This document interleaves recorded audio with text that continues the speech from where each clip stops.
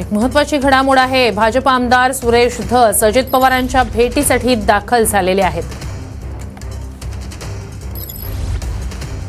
तर एकीकडे सरपंच संतोष देशमुख यांच्या हत्येच्या मुद्द्यावरून सुरेश धस आक्रमक आहेत। धनंजय मुंडे यांच्या राजीनाम्याची मागणी विरोधकांसह धस यांनीही लावून धरलेली आहे आणि अशातच भाजप आमदार सुरेश धस अजित पवारांच्या भेटीसाठी दाखल झाले। आता या भेटीत काय होतंय याकडे लक्ष असेल।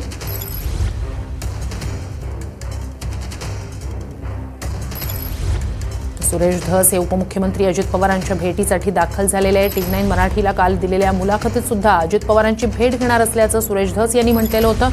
धनंजय मुंडे यांच्या विरोधात विरोधक तर आक्रमक आहेत, त्यांच्या राजीनाम्याची मागणी केली जाते। त्यासाठी राज्यपालांची ही भेट सर्वपक्षीय नेत्यांनी घेतलेली होती आणि त्यानंतर आता बीडच्याच मुद्द्यावरून धस अजित पवारांच्या भेटीसाठी दाखल झालेत। दुसरीकडे राजीनामा दिलेला नाही असं धनंजय मुंडेंनी स्पष्ट केलेलं आहे। तर कोणताही पुरावा नसताना धनंजय मुंडेंवर आरोप होत आहेत म्हणून अजित पवारांनी मुख्यमंत्री फडणवीसांकडे नाराजी व्यक्त केल्याची माहिती सुद्धा सूत्रांच्या माध्यमातून मिळते आणि अशातच धनंजय मुंडे यांच्या राजीनाम्यासाठी विरोधकांसह महायुतीतले आमदार सुद्धा आग्रही आहेत, आक्रमक आहेत। अशातच या भेटीत काय होतंय याकडे लक्ष असेल। बीडमधले सरपंच मस्साजोगचे